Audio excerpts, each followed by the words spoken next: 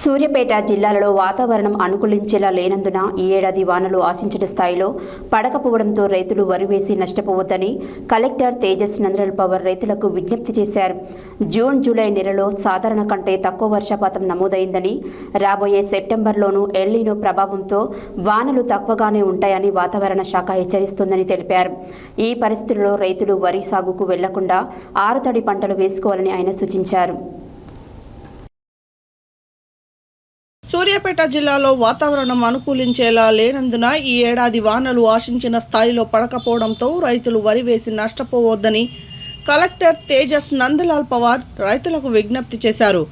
June, July నెలలో సాధారణం కంటే తక్కువ వర్షపాతం నమోదైందని, రాబోయే సెప్టెంబర్లోనూ ఎల్నినో ప్రభావంతో వానలు తక్కువగానే ఉంటాయని వాతావరణ శాఖ హెచ్చరిస్తుందని తెలిపారు.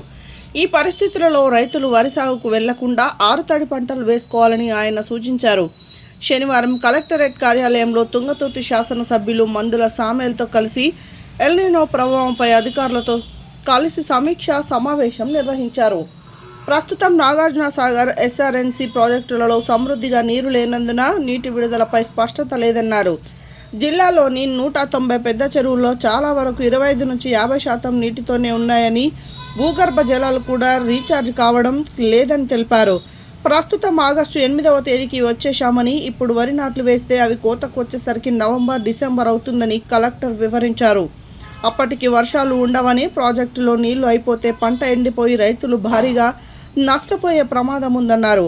ఈ సమావేశంలో అదనపు collector B Hari Singh, irrigation CE Nagabhushanam, జిల్లా వ్యవసాయ అధికారి శ్రీధర్ రెడ్డి తదితరులు పాల్గొన్నారు.